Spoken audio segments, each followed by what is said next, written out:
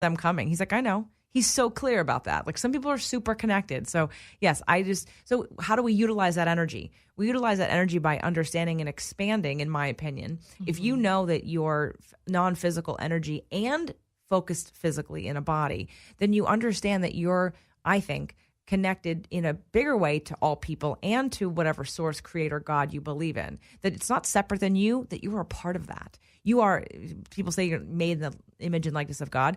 I believe you are a part of that. You are the sunbeam coming from the sun. You are part of source energy. And if you treated yourself like that, if you decided to look in the mirror and said, I am a part of whatever you believe, God, creator, source, universe, fill in the blank. So let's just, for me, I'm going to say source energy. I am a part of source energy, or I'm a part of God. I'm not separate from, I'm a part of.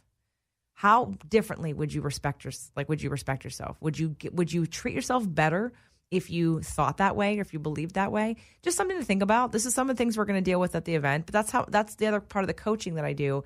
Because again, it's broadening the perspective. Yeah. If I ask you to care about your body and your joints and you don't, how can I get you to care on a different level? It's by expanding your understanding of what you're supposed to do on this planet while you're here, what your body means to you, what a vessel it is, and how you get one of them, and that you're not like a car where you can replace your tires and your brakes. How do we wrap that back into a deeper respect and an honoring of this vessel that you have incarnated into, and that is holding your soul until you decide to transition back into non-physical? So I think that's the other part of what I kind of bring in all the work that I do to what we're going to call the fitness industry. The fitness industry is not my friend because it's so to me about the shaming and about the weight loss and about that, right? And how I look, and it's all that surface stuff. And I'm not saying to like throw that out, but boy, that's going to keep you feeling bad for a real long time. I want to get you to a little bit more of an expanded place where you can feel comfortable in your body, knowing that you can have a dream and that it's not really a dream, that you actually had an experience because you felt it. It was palpable. Yeah. And to honor that and say, wow, like what a gift my life is. I'm going to cry. What a gift my life is. I don't know when I'm going to leave. So why not take care of my body and have a good time and feel good while I'm here? Yeah, it's so true. It's true. I really like the event that you have, because right now talking to you about the many things that you're going to have there, especially like how to rearrange, yourself where you're part of like the light and what you have to do to, what you're meant here to do. I really like that. Like it goes into like real deep thinking. And as you were talking and explaining it, I was thinking to myself, I thought, if I looked at myself, especially like after talking about that dream that I had where I know that I was there and it was an experience and it wasn't just something that I could say, oh, I had a dream, it wasn't real. Because I know it was real, because after that, I was at peace, with myself, and I felt like he and I had closure, and I felt that everything was okay. Listening to you and talking about that, it made me realize, like, if I felt that if I changed my way of thinking, that I was a part of, like the light or ray of light, that I'm supposed to be here for something and do something, then I would definitely take myself more serious when it comes to like my workouts and, doing what I needed to do to get where I want to be with my body as far as, toning up, instead of like taking the easy route and just be like, you know what, I'm going to go hire my trainer and just see my trainer. I can just kind of surf through this until my trainer's available to see him. I would definitely change everything and not, use the excuse like, well, my trainer's not available. I'll just wait until he's free, because he already has sessions that I paid for that I need to still collect. But because he hasn't been available for me, I'm kind of like just coasting through. But I would totally change my ways. It's just like that is so deep to me. Well, I have a show going out next week on Spirit, Purpose, and Energy called The Top 5 Regrets of the Dying. And it's a book written by, I'm going to forget her name, Bronnie Ware, I believe is her name. And Hay House has published it, and it came out a couple of years ago. It's called The Top 5 Regrets of the Dying. And when it first came out, I did a podcast on it, on Fit to Love, and I've repurposed it onto Spirit, Purpose, and Energy, and it'll be coming out next week. But it's me talking about each one of those regrets. It's going over the book is great, but the book is her experience working with the dying, and what they all had in common. She kept working with older adults that would transition, and she saw the theme of what everyone regretted. And I thought, what a great show for almost the end of the year, because really, if you came to a place where you had a near-death experience and you decided to look back at your life, would you say, yep, I came to do everything I wanted to do. I let myself be who I wanted to be. I did everything I wanted. I have no regrets. How many people can actually say I have no regrets? I can die tomorrow and have no regrets. And it's just to be in check. So rather than think about resolutions, think about regrets. Mm-hmm. What am I stopping myself from getting that I want to get? And what's really important? Yeah. Because we don't know when we're going to transition. And so why not live each day to the fullest and live with no regrets? Because regrets cause depression.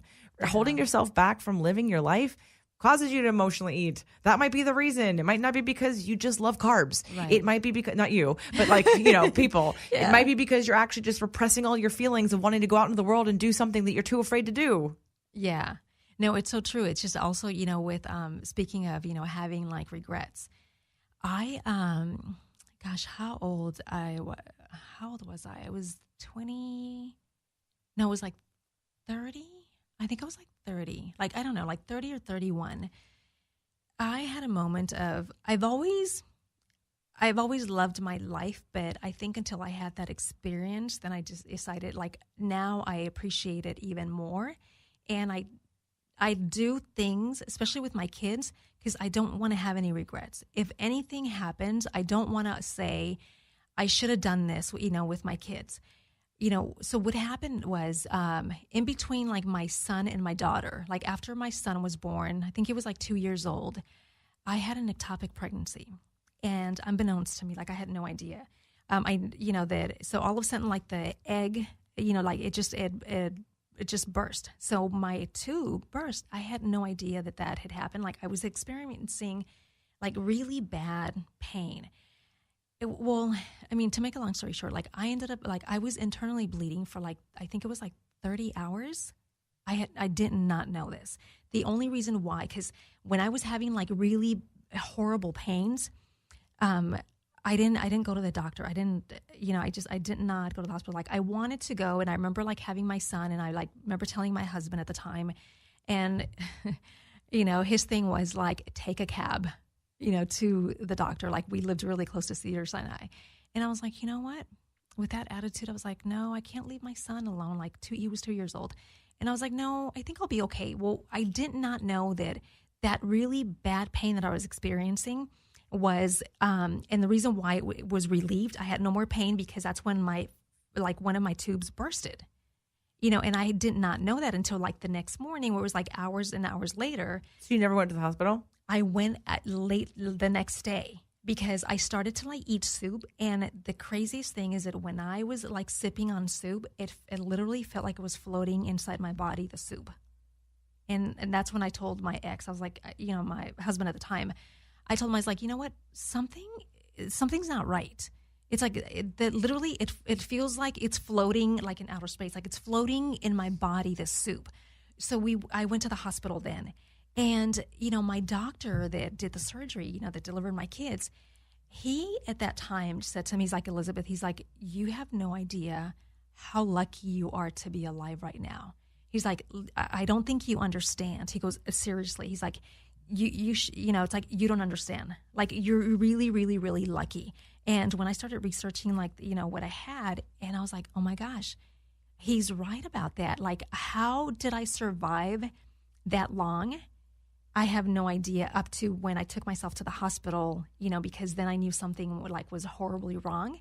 And, like every time like he would see me, he would always tell me, I don't think you understand how lucky you are. And I'm not even going to go into details to tell you, that you were like, basically like about like, like done, which was crazy to me. So when I did the research, after that, I just started appreciating my life even more, because I thought, you know what? There's a reason why I'm here and nothing happened to me. And ever since then, like now, I really, really appreciate my life, and I try to do everything with my kids not to have any regrets. Good. Yeah. And unfortunately, sometimes that's the kind of push we need to get us sort of straightened out. I think we attract those kinds of experiences. I'm not saying you attracted that, but in terms of, anything specific that you thought of or did, but I think we get opportunities on our path to change our direction. Yeah. And they're blessings in disguise. Even when at first they seem like a really bad thing, but how life changes afterwards, I mean, it's a turning point. It's true. Yeah. Yeah. So after that, I was like, I don't have any more regrets. Like I wouldn't say like live life, what is it, like at its fullest, but I do like do that, like with my kids. I try to do everything that I can with them because I don't want to ever say I should have done this or why didn't I do this? Yeah, and so that's why, again, to pull that together for like the work I do, and my purpose is to help people have that experience without having to go through all that. Not that I'm saying that was bad, because we're all still going to have experiences regardless of what the work you do. You can see therapists and healers. You're still going to have experiences. Right. You've designed your life that way, I think, before you got here. So this is all part of the plan.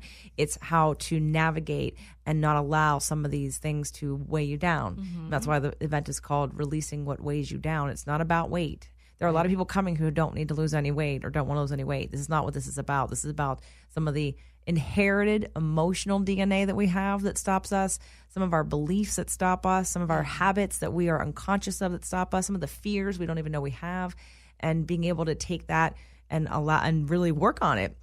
Because unless you go, and even if you go to therapy, let's be honest, let's say it's a 60-minute, 50-minute session. Yeah. Half the time you spend most of it just telling the story, and you're not even getting to the healing part because you're just talking until the end, and then you trigger something, and then you go home. Yeah. So this is a weekend that finally gets to be dedicated to you actually doing the work and being in a safe space to process and to release that which weighs you down. Yeah, it's so true. I'm very interested in your event. It's, it sounds like very, very deep and fascinating. It will be it'll be deep and releasing on every level, on your conscious, on your subconscious, on a spiritual level, and definitely on a physical level. So thank you so much for being on the show. Thank you for having me. I really loved having you. Thank you for having me. I appreciate it. So much information. A lot. Thank you. Well, hopefully something will inspire your audience to maybe love themselves a little bit more and invest a little bit of time and energy into their 2018. Yes, like you guys have to go. If you cannot attend our event because I understand you're out of state, then you can do. You said you do have It's a virtual ticket. It's not a live stream. What will happen is that you'll get the ticket at the reduced rate of the virtual ticket, although that's going to go up once the event starts. And then you'll get access to all the videos and the workbooks and everything that we do in the order the next week. So basically, like once the week's over, let's say about Wednesday or Thursday, some of those videos are going to go up so that you can do it at your own pace at home by yourself. Or if you have someone sign up, you can do it together. I mean, really, it's just having the information, the exercises, and being able to experience it as best you can from your computer, like you would be watching something, but you'd be invited to do all the exercises. So it is the next best thing if you can't come in person. And you also have to check out our website, jjflizane.com. You have a lot of stuff going on there. Yep. There's all the social media links, all the YouTube stuff, all the podcasts, everything's up there, and it's jjflizanes.com. You guys won't regret it. We were talking before we came on air, all her podcast, and there's a lot of in there that I know you guys are going to like a lot. Thank you. There's a lot. Thank you again. Thank you so much. Thank you. All right, everyone, that's the show. Thanks for tuning in. And remember, you always have to do something for yourself, something to just start off something light. Or actually, you know what? Why don't you guys just go to her site, to JJ's site? I even have free things there. Yes. If you go to the little button that says free tools and resources, there are 6 different free tools and resources. So just even start there. So you guys do not have an excuse anymore. There's no excuse. You cannot say it's money. You don't have any money. There's no excuse. So I don't want to hear that. You guys have to check her out. Don't forget, the tighter the body, the better the ride.